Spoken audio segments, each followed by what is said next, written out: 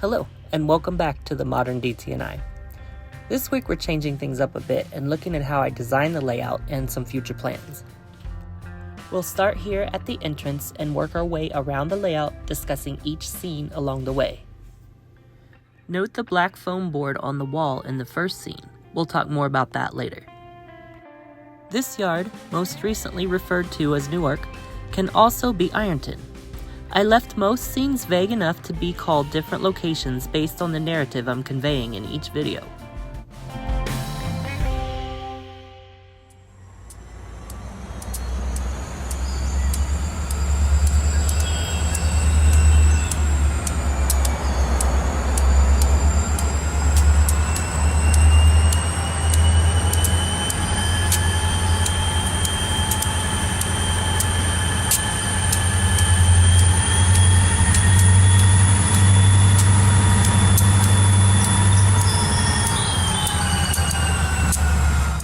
Ironton also marks the transition to the autumn season, where we see an ethanol train.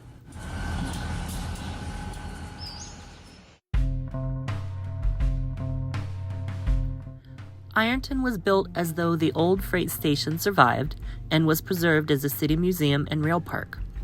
Note that none of the backdrops are completed on most of the layout.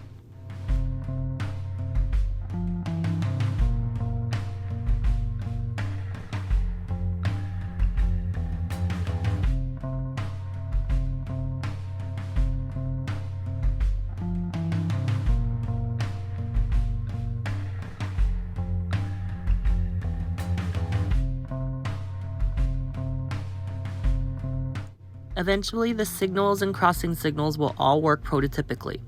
Additionally, storefronts and signage will be customized to fit Southern Ohio.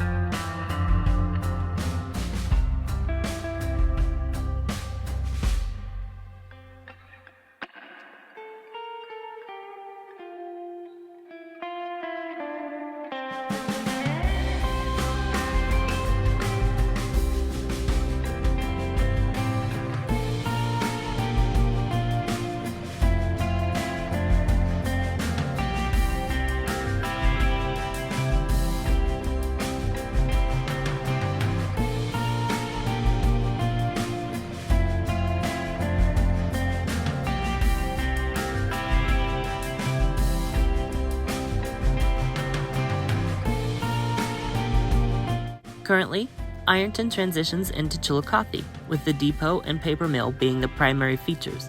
However, this area is slated for a major change.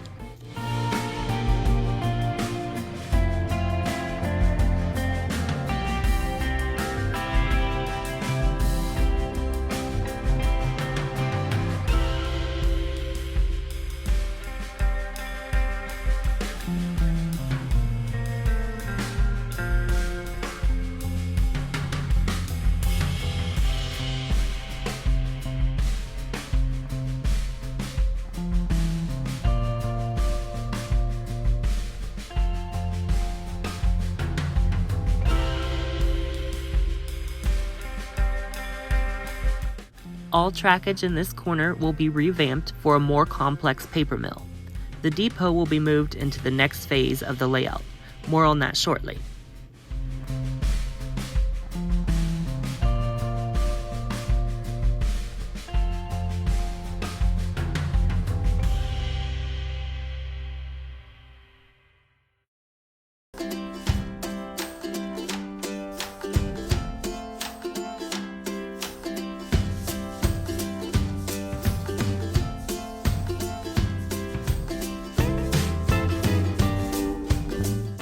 Notice the end of the mill where the terrain changes.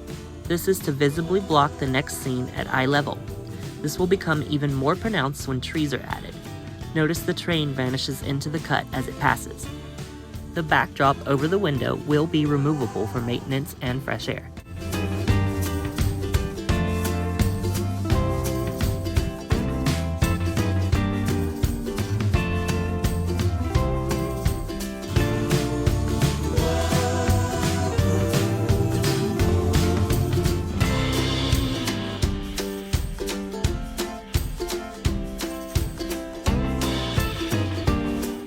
On the other side of the cut is Quincy High Bridge. Just as on the mill side, you cannot see both sides of the scene due to the visual block. This is a technique I've incorporated throughout the layout.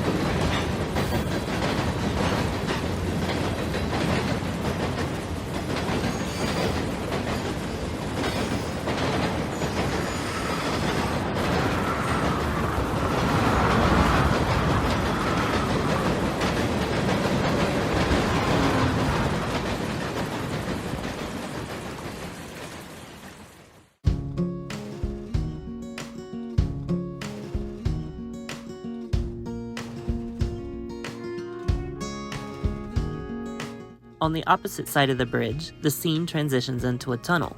This is probably the most vague location on the layout. Is it Royersville? Is it somewhere on the B&O in Ohio, West Virginia, or Indiana? It all depends on the video subject.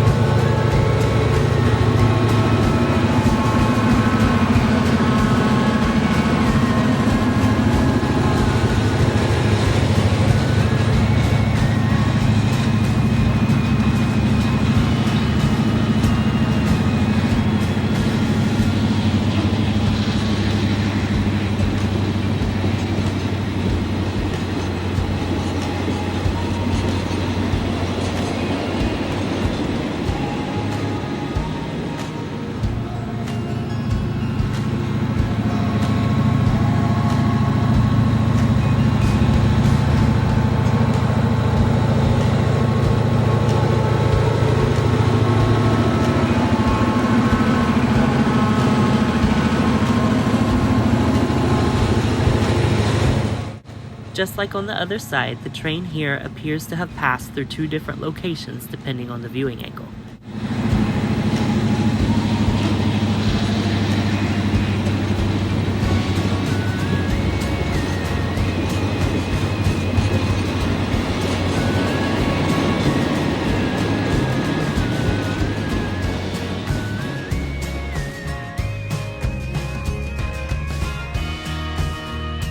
Each side of the tunnel is different and is divided by a farm scene.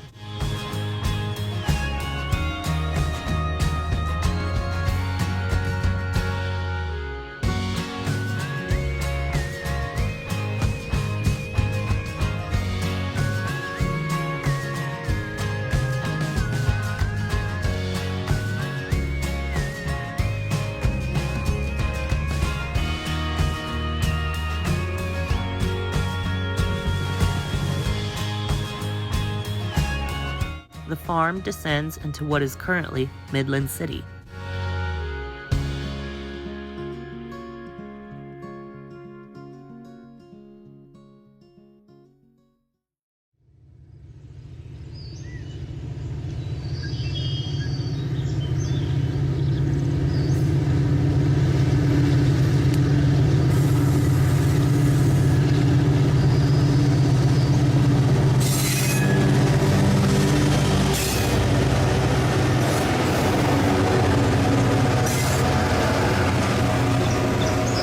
The opposite side of the tunnel is currently unfinished, pending a decision on the track plan of the second phase.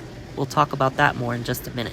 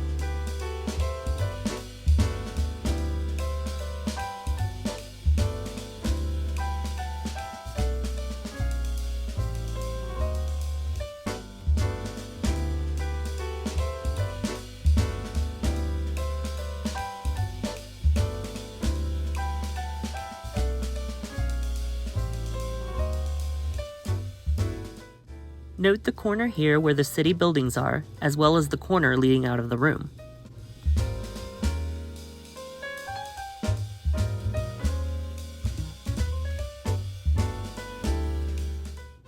In this center section, we have the grain elevator, propane dealer, and on the other side, the lumber yard.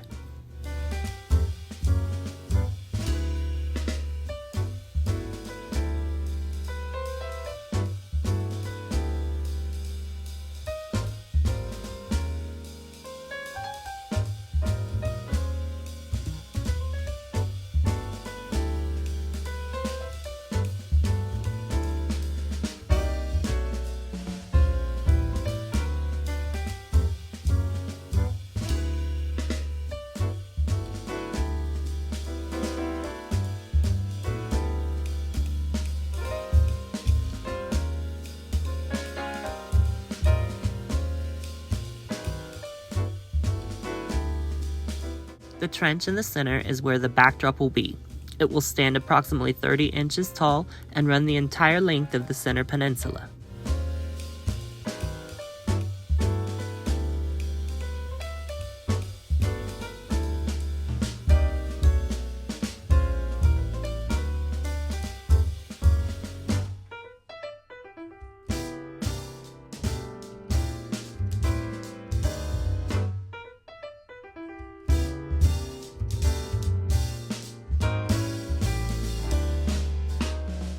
Note the corner where the church currently sits.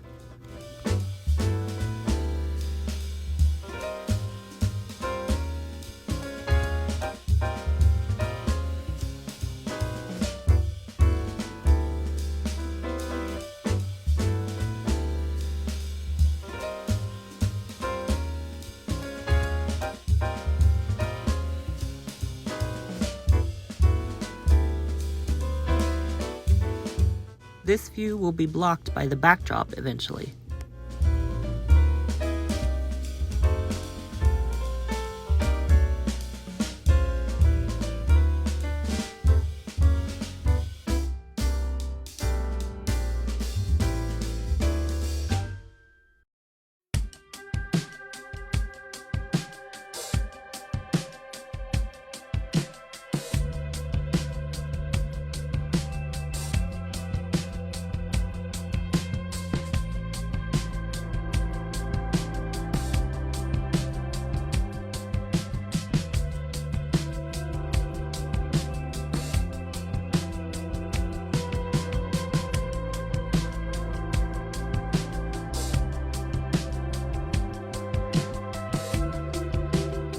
Here we are back at the entrance. Plans also call for expanding this yard and making it more switching friendly.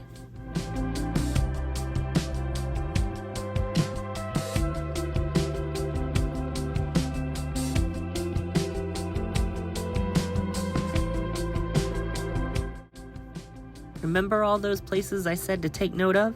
Let's start here. The line will come through the wall at the foam board and into this area, which is approximately 3 feet by 6 feet.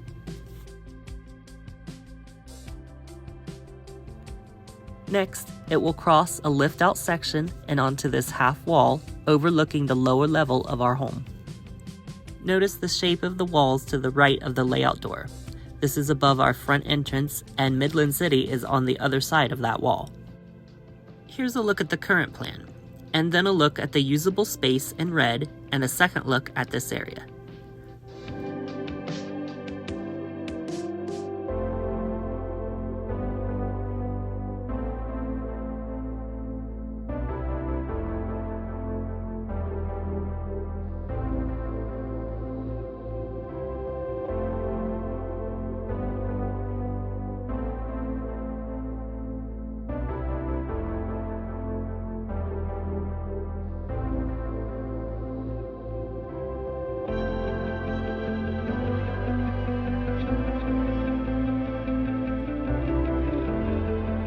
It faces our game room and will truly be a place to showcase some of the collection amongst interesting scenes.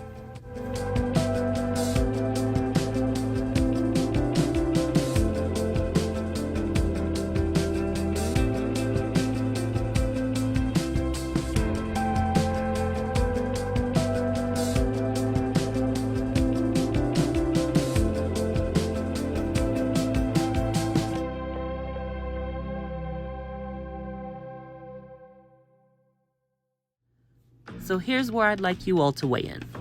There are basically two options for the general track plan. Option 1 will straighten out the S-curve at Thackeray, come through the wall, and onto trackage suspended on shelves over the front door of our home. It will then swing back along the wall closest to the layout entrance and connect with the other side.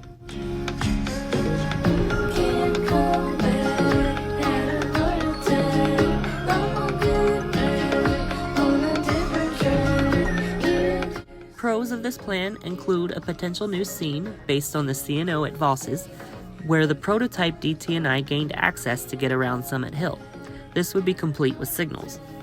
This entire extension would also be double track, making meets between longer trains possible. The only downside I can see in this option is that it adds a third loop and an S-curve out of Thackeray. This isn't currently an issue for trains along the layout, and the track radius should be over 28 inches on the new part, so it should be okay.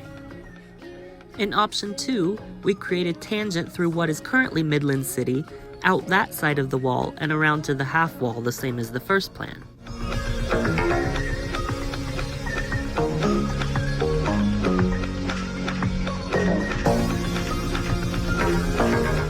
This is potentially less curvy, though it does still require a bit of an S-curve. It's also a slightly longer run than the first option.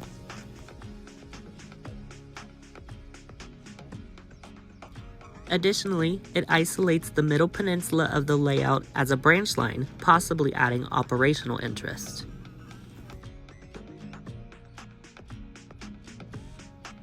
The downsides to option 2 would be that it changes Midland City enough to not be Midland City anymore, so that would have to be rethought. And it is also only single track around the entire extension.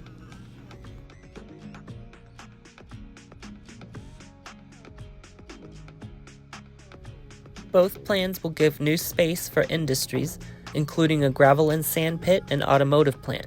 I will also be able to reintroduce the concrete arches. Both options also create the opportunity for removable staging.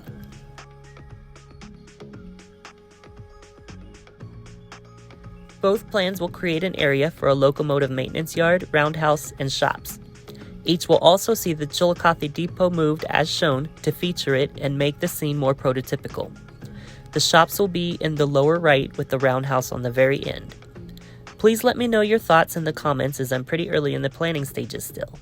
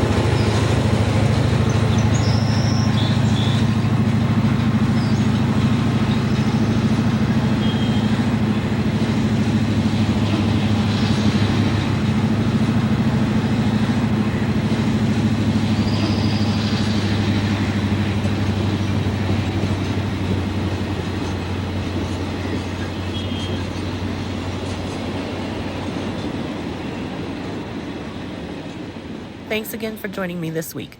I look forward to sharing these developments and look forward to hearing your thoughts on the plans. Until next time, happy railroading!